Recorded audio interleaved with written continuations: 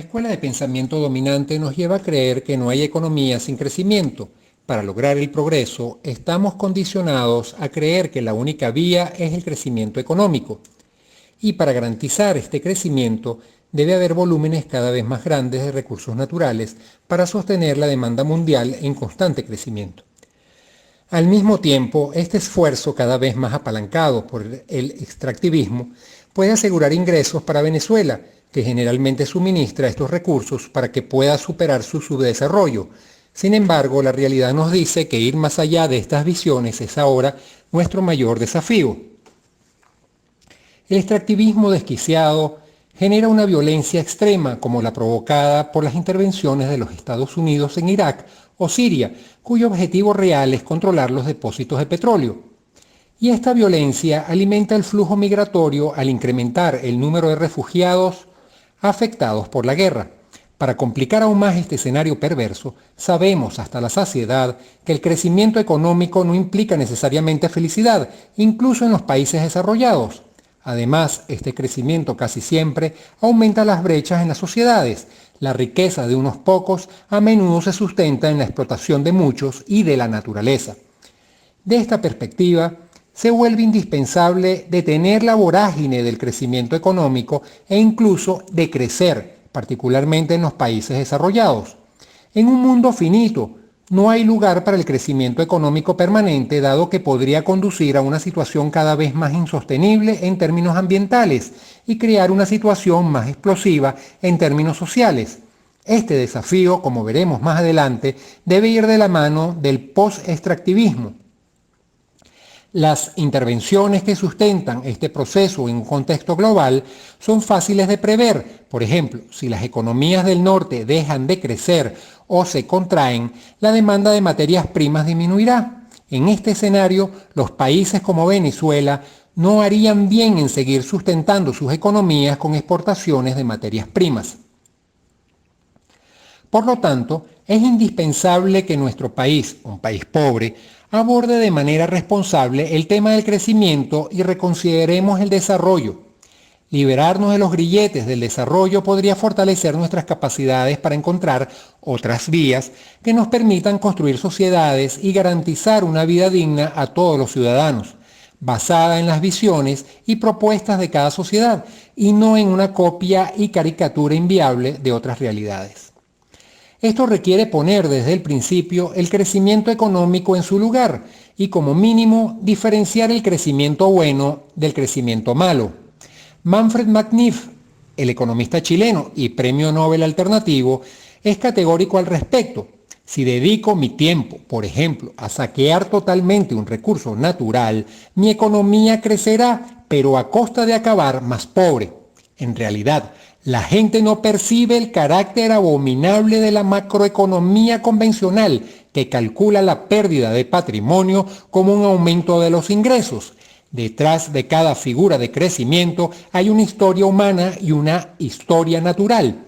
Si estas historias son positivas, el crecimiento es bienvenido. En cualquier caso, crecer poco pero bien es preferible a crecer mucho pero mal. Esta línea de cuestionamiento no implica en modo alguno sostener las desigualdades actuales y las desigualdades sociales que permiten a los grupos opulentos mantener sus formas de vida privilegiadas. Está comprobado que el crecimiento económico provocado por la voracidad del capital que se acumula produciendo y especulando conduce a un aumento de las desigualdades. La desigualdad social es un problema mundial que también afecta a las economías exitosas, que registran niveles cada vez más altos de frustración e infelicidad. Basta mirar algunas cifras sobre la distribución desigual de la riqueza en todo el mundo en la lámina 1, que también se observa en los países desarrollados. Para que oigan que este escenario ha empeorado en los últimos años, en el 2010 388 personas habían acumulado en la misma cantidad de riqueza que más de la mitad de la población mundial. En el 2015, esta cifra se había reducido a 62 personas según un informe de Oxfam en el 2016. Según esta misma fuente, la riqueza en manos de estas 62 personas más ricas había aumentado en 44%, mientras que los más pobres se había reducido su riqueza en un 41%.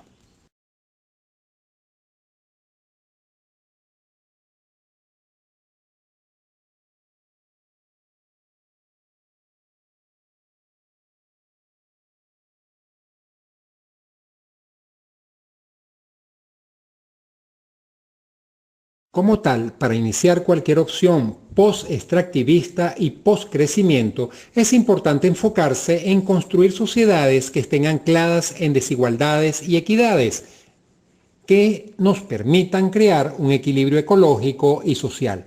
Es importante encontrar una forma de salir de la actual civilización capitalista, pero debemos recordar que esto no sucederá de la noche a la mañana. Tenemos que estar abiertos a las transiciones que implican miles de prácticas alternativas diversas, muchas de las cuales no son capitalistas, en todo el planeta. Prácticas que se orientan hacia horizontes utópicos que proponen una vida entre los seres humanos y la naturaleza. Esto implica construir y reconstruir con paciencia y confianza, lo que también implica desmantelar varios fetiches de la sociedad capitalista. Un excelente ejemplo de la acción global fue y sigue siendo la propuesta de dejar crudo en el subsuelo de la Amazonia ecuatoriana, la iniciativa Yasuní ITT. Esta propuesta sostiene que los países más ricos, que son en gran parte responsables de graves problemas ambientales, deben asumir su responsabilidad para detener y revertir estos desequilibrios. Esta iniciativa no ha tenido éxito porque los países ricos no han asumido sus responsabilidades y el gobierno ecuatoriano ha sido incapaz de mantener el desafío revolucionario que plantea la sociedad civil. Este es un punto clave. Se encuentran disponibles valores, experiencias y prácticas de civilización alternativos e incluyen las que ofrecen el buen vivir de las comunidades indígenas de los Andes y la Amazonía. Mejor aún, podemos hablar de las buenas convivencias, en plural, para no dar a entender que hay solo una forma homogénea de buen vivir que sería imposible de construir. Estas visiones requieren un mundo en el que puedan entrar otros mundos, sin riesgo de ser marginados o explotados, y que reclame otra economía basada en la armonía, la solidaridad y la reciprocidad que propone el buen vivir. Esto es evidente dado que el desafío pasa por construir una transición estratégica en varios ámbitos, pero sin establecer recetas de validez universal. En este audio oirán solo algunas de las ideas principales del debate. Una tarea pendiente será mirar estas ideas en el contexto de casos concretos, pero esto está fuera del alcance de hoy.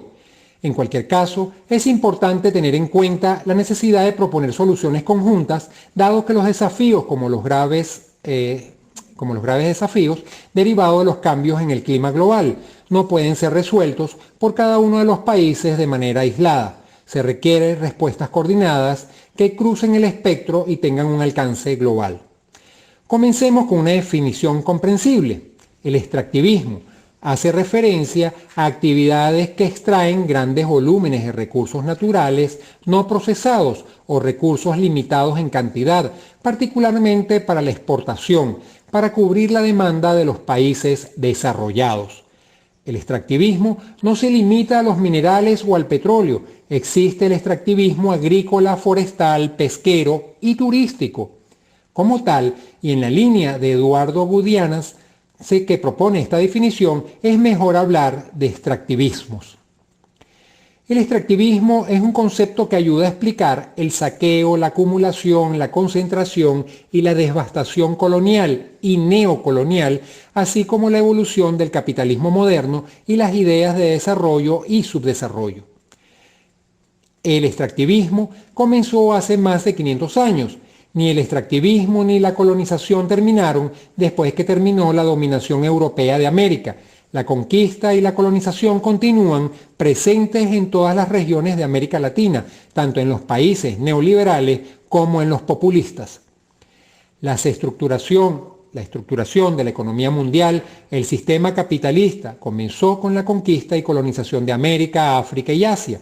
La modalidad de acumulación de mercancías exportadoras o extractivas fue un elemento fundamental de este sistema y ha sido definida por demandas que se generan en los centros capitalistas. Algunas regiones se especializaron en la extracción y producción de materias primas y bienes primarios, mientras que otras se convirtieron en áreas de manufactura que frecuentemente utilizan los recursos naturales de las naciones empobrecidas. En resumen, la mayoría de los países desarrollados son importadores netos de naturaleza y los subdesarrollados son exportadores de la naturaleza. Como tal, ya a pesar del actual discurso emancipador que han articulado algunos gobiernos de la región latinoamericana, sigue siendo un territorio estratégico para el capitalismo global.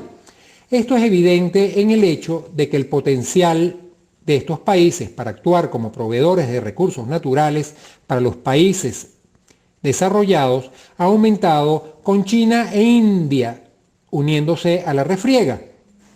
Esto también tiene un impacto en la infraestructura del área, donde se están realizando grandes inversiones principalmente para reducir los costos y tiempos de extracción o transporte de las materias primas.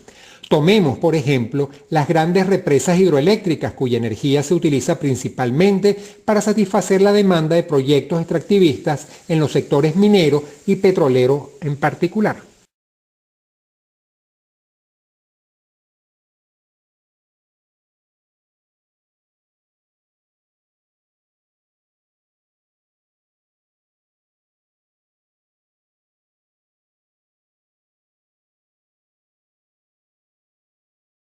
Respuestas, es necesario identificar los problemas que deben resolverse y determinar las capacidades disponibles para abordarlos. Somos conscientes de las patologías que afectan a las economías donde las autoridades y la élite dominante apuestan principalmente por el extractivismo. Aquí quisiera mencionar como puntos críticos varias patologías que generan este esquema de acumulación, que se alimenta de círculos viciosos cada vez más perniciosos. Es normal que estas economías experimenten diversas enfermedades, en particular la enfermedad holandesa. Un flujo brusco y masivo de divisas provoca una sobrevaluación del tipo de cambio y se pierde competitividad, lo que repercute negativamente en la exportación manufacturera y sector agrícola. De manera que el sector tradicional exportador, en Venezuela el sector petrolero, no deja posibilidades para el desarrollo de otros sectores de exportación. Dado que el tipo de cambio real se aprecia, los recursos migran del sector secundario hacia los segmentos no transables y hacia aquellos en los que existe o influye el auge de la actividad petrolera. Esto distorsiona la economía al recortar fondos de inversión que podrían destinarse a los mismos sectores que producen mayor valor agregado, más empleo y mejoras en la incorporación de avances tecnológicos y cadenas productivas. Por los años 30 ya Alberto Adriani lo había anticipado y Arturo Uslar Pietri lo publicó cuando escribió una sentencia que todavía retumba en muchos de nosotros: hay que sembrar el petróleo. Esto impide que los países que se especializan en exportar mercancías altamente homogéneas, es decir, materias primas, participen plenamente de las ganancias en términos de crecimiento económico y progreso tecnológico global. La alta tasa de ganancias sostenidas de las rentas diferenciales o ricardianas derivadas de los recursos naturales y fruto del esfuerzo humano que contienen bienes primarios conduce a su sobreproducción. Además, estas rentas, más aún cuando no se recaudan los impuestos correspondientes, generan ganancias excedentes que distorsionan la asignación de recursos de un país. Esto hace que sea importante nacionalizar los recursos naturales, como el petróleo, para al menos impulsar los esfuerzos para distribuir mejor las ganancias e ingresos extraordinarios obtenidos por las empresas. Eso que se llama enfermedad holandesa ha existido en nuestro país en su formato populista. En el ámbito de la gerencia pública, lo más destacado ha sido doblegar a los pobres con dádivas, misiones y no como debe ser a través del empoderamiento que les proporcione capacidades para decidir sus vidas.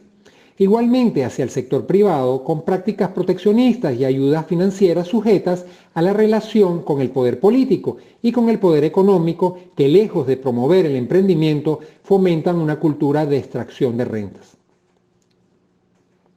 La volatilidad del precio de las materias primas en el mercado global ha llevado a las economías primarias exportadoras a sufrir problemas recurrentes en su balanza de pagos y cuentas fiscales, provocando una fuerte dependencia del financiamiento externo y sometiendo la actividad económica y sociopolítica nacional a fluctuaciones erráticas. Esto se agrava cuando los precios caen en los mercados internacionales, consolidando la crisis de la balanza de pagos. La situación se ve agravada por una importante fuga de capitales durante los ciclos de auge, aunque con un capital local endeble que agrava las restricciones externas y los problemas de endeudamiento durante los periodos de auge.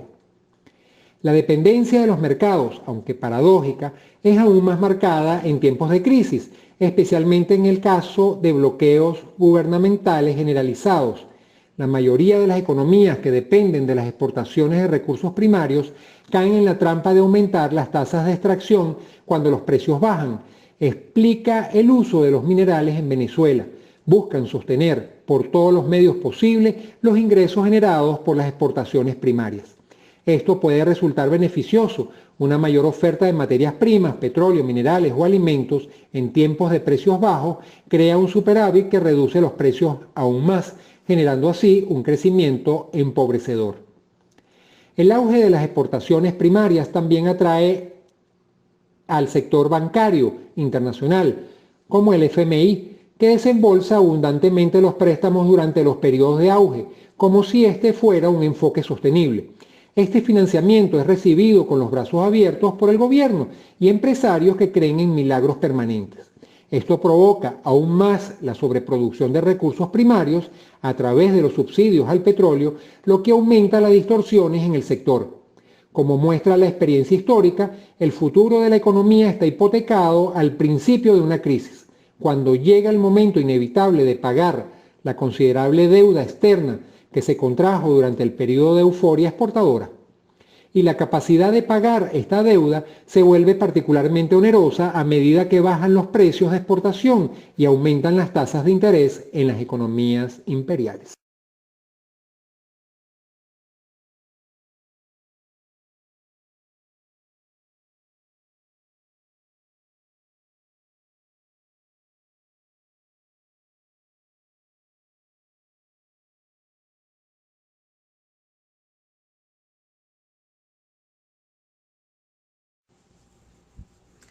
La Venezuela bolivariana ha sido un caso paradigmático.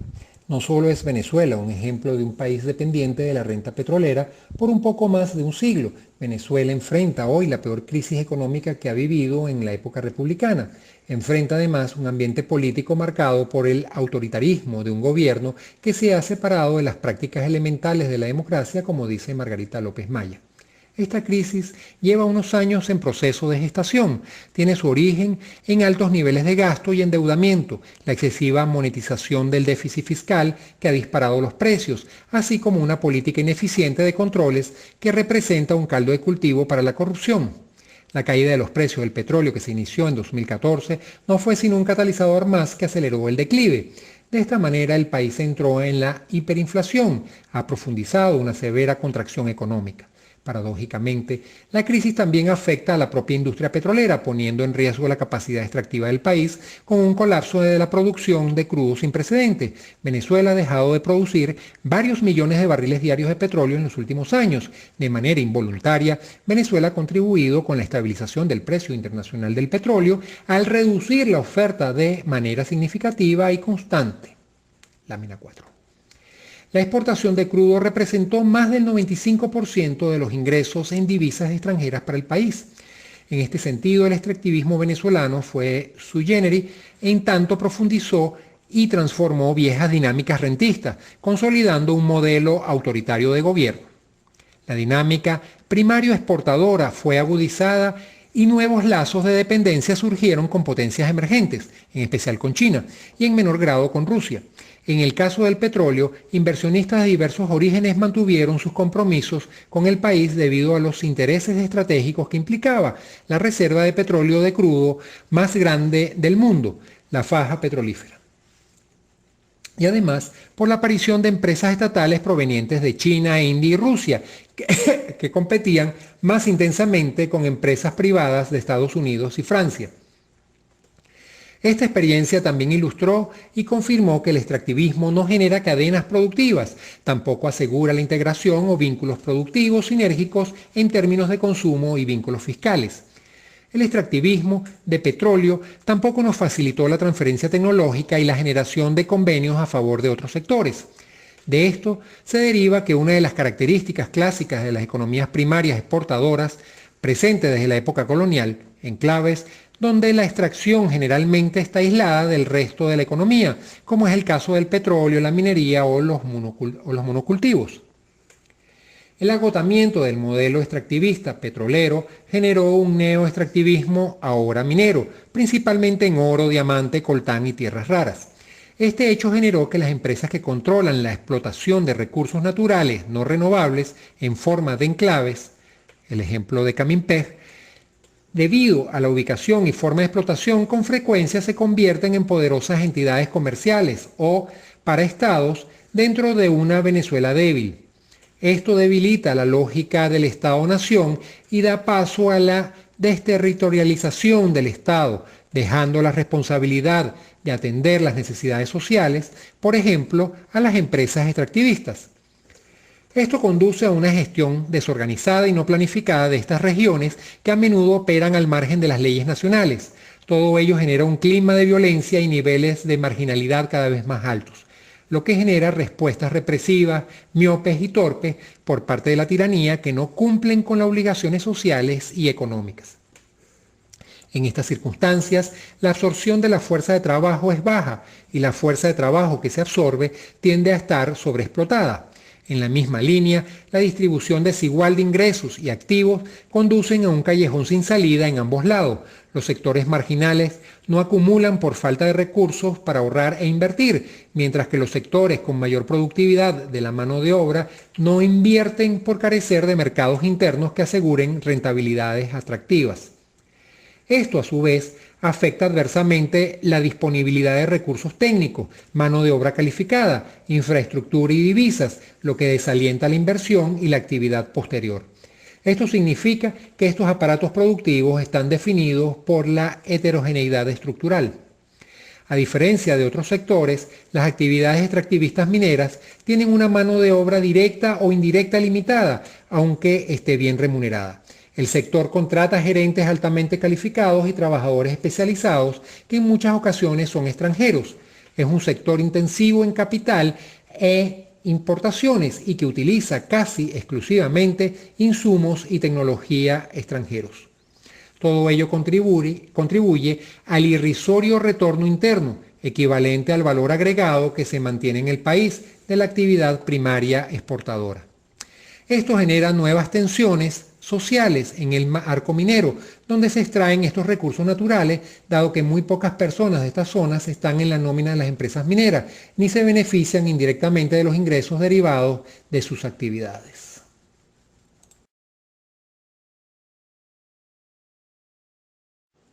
El extractivismo provoca el deterioro de los entornos naturales y sociales en los que se desarrolla.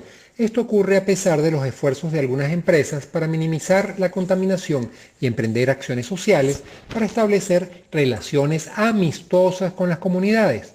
Por ello, cada vez hay más respuestas defensivas de las comunidades afectadas, las cuales son cada vez más reprimidas por gobiernos, grupos paramilitares y empresas extractivistas.